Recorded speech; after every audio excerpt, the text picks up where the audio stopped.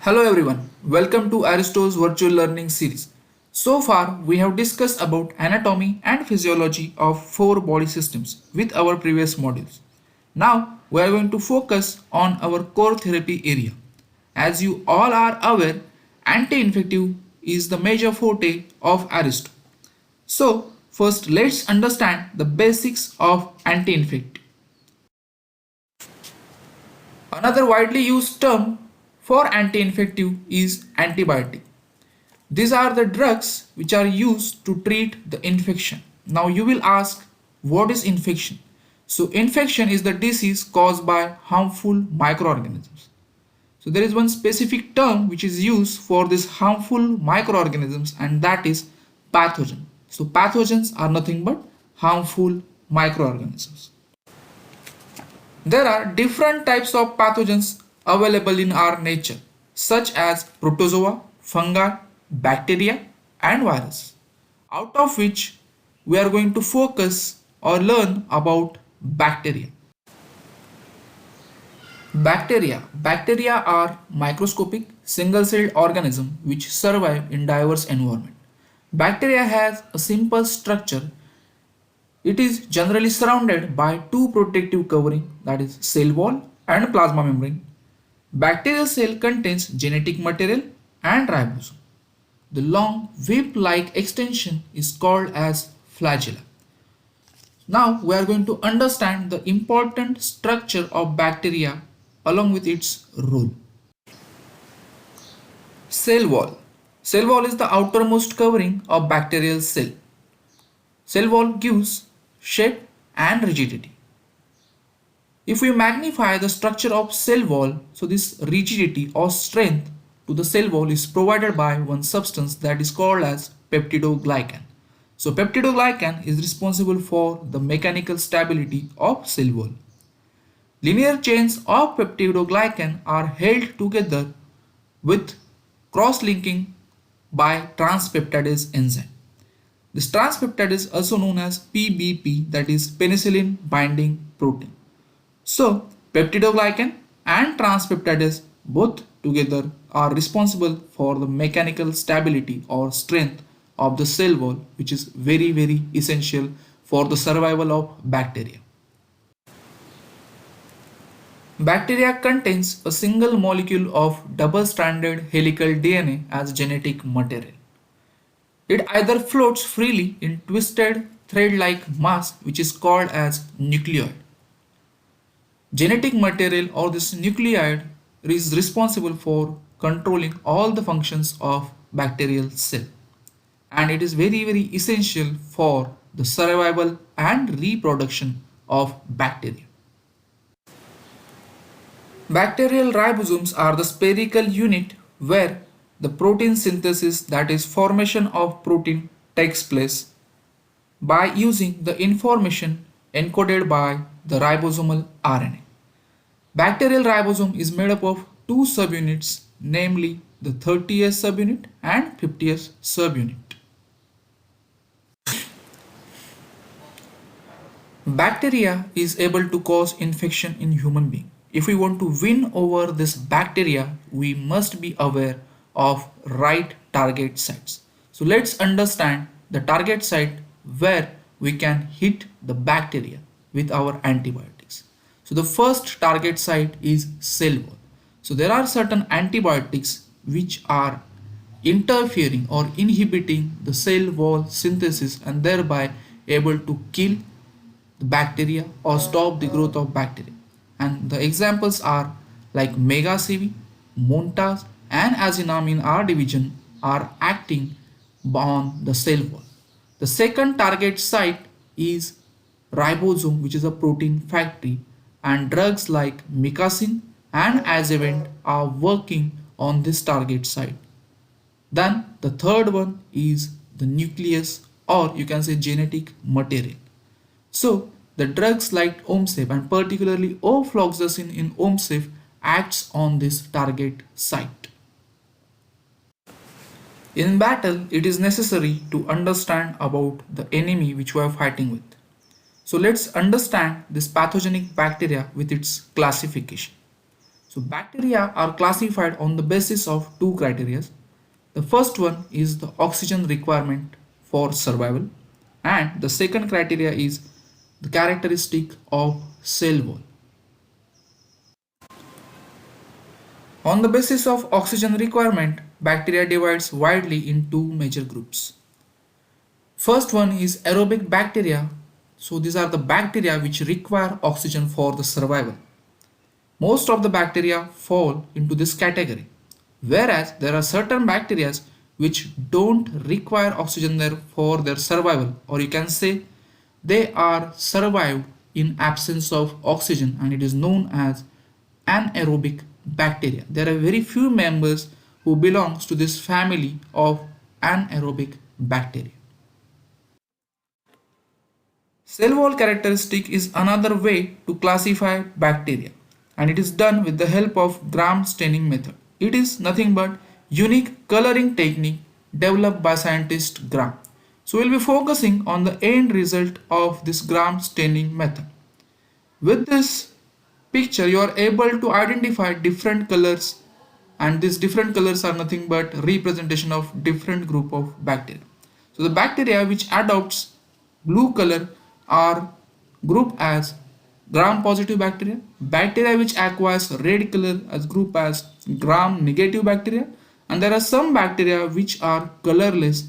They are known as atypical bacteria, and this color which is adopted by gram positive bacteria and gram negative bacteria is because of difference in their cell wall, particularly the thickness of peptidoglycan.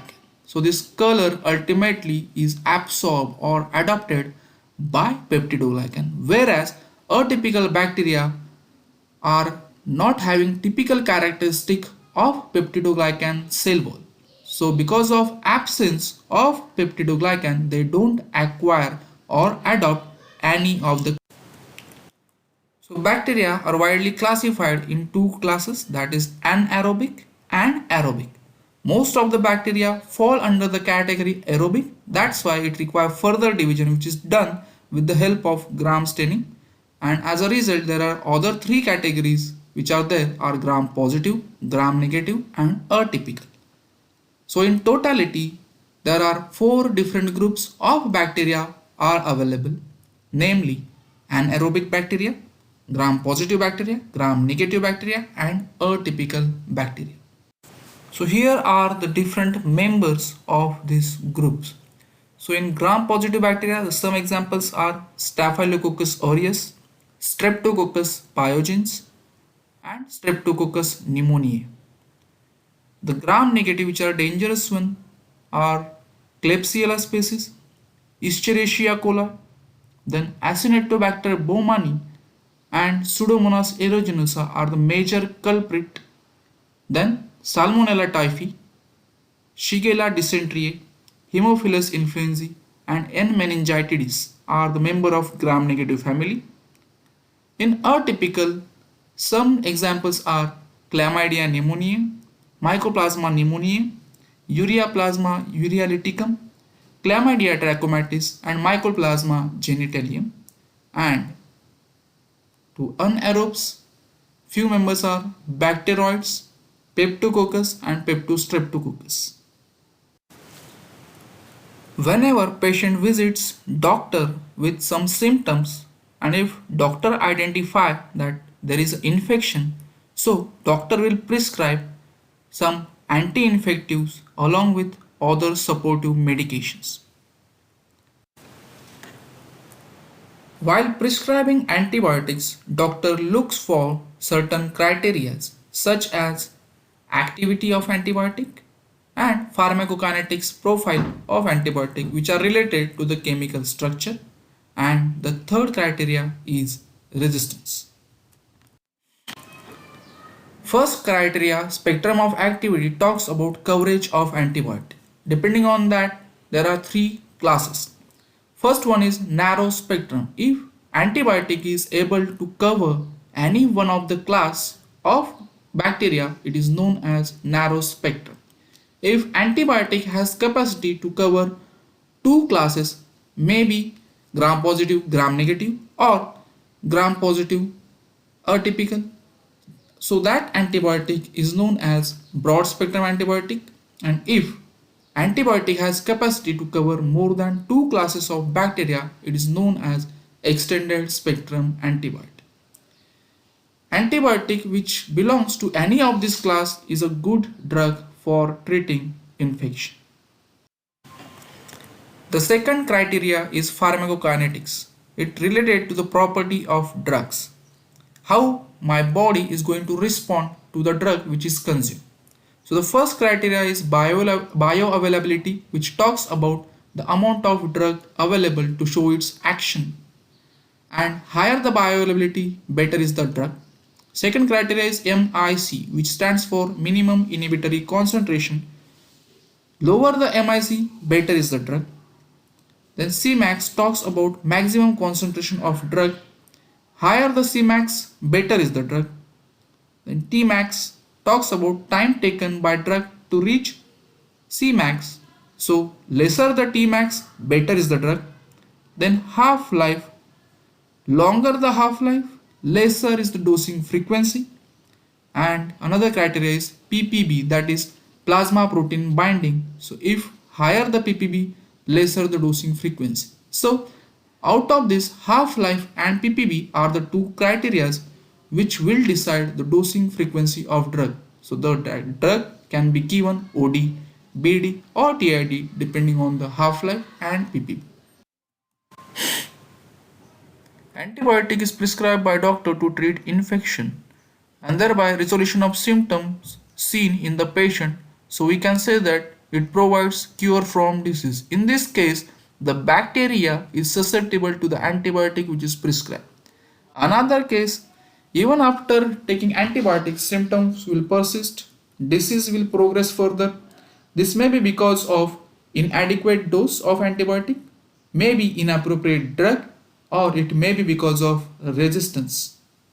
So in this case, doctors has to go for choice of another drug to treat this infection. Let's focus on the respiratory system infection. First, we will be starting with upper respiratory tract infection. In this, if sinuses are infected, it is known as sinusitis. If tonsils, which are the part of our defense system, are involved or infected, then that infection is known as tonsillitis. If the part pharynx get infected, it is known as pharyngitis. If tonsils and pharynx both together are involved in infection or infected, then it is known as pharyngotonsillitis. And one more part of upper respiratory tract is middle ear. Ear in scientific terms it is known as ota. That's why the infection of middle ear is known as otitis media, which is presented by short abbreviation OM. Then there is one of the short abbreviation is AOM, which talks about acute otitis media. The term itis, ITIS, is representation of inflammation. Let's focus on lower respiratory tract infection, and the prominent infection is pneumonia. Pneumonia is nothing but infection of lungs. In this infection, there is inflammation in the air sacs, that is alveoli. The alveoli filled with fluid or pus, and it making it difficult to breathe. Depending on mode of transmission, pneumonia further divides in three categories. That is, first one is CAP, that is community acquired pneumonia. Second one is hospital acquired pneumonia. So the patient got this pneumonia within the hospital stay, or precisely post 48 hours of hospitalization. Then third one is ventilator associated pneumonia, and the main causative organisms for pneumonia or the pathogens responsible are Klebsiella pneumoniae, Pseudomonas species, and Streptococcus pneumoniae. Another major complication is COPD, that is chronic obstructive pulmonary disease. It is a progressive lung disease. In COPD, there are mainly two forms of COPD. First one is chronic bronchitis, which understood as inflammation of bronchioles along with excessive mucus formation. So there is a long-term cough and mucus is associated in this chronic bronchitis. And the second aspect is emphysema, which talks about the damage to the lungs over a time. So these alveolar septums are totally damaged, and that's why it is really very difficult to breathe in COPD patient.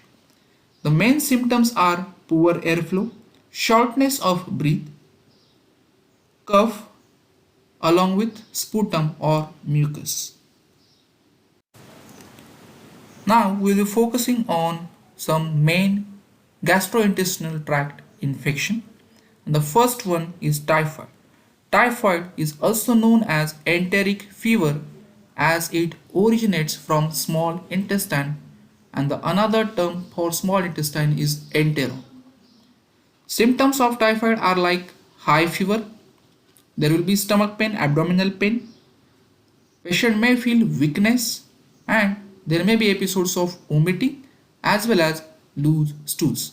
The main causative organism for typhoid is Salmonella typhi and Salmonella paratyphi, which both are gram-negative microorganisms or pathogens. Then we will be focusing on another infection that is known as intra-abdominal infection. In short abbreviation, it is denoted as IAI. So, intra-abdominal infection is a group of infection that occurs within the abdominal cavity, and particularly it involves peritoneal inflammation. Peritoneum is the normal covering of GI tract or abdominal parts. And the main causative organisms are like Pseudomonas aeruginosa, E. coli, Klebsiella species and Acinetobacter species. So friends, with this module we understand or learn about pathogens, their ability to cause infection, classification of this pathogenic bacteria, along with some infections of respiratory tract and GI tract infection. We also cover how doctor is selecting antibiotic and which criteria he is looking for in antibiotic. So thank you for your patience listening. Thank you. Stay home, stay safe.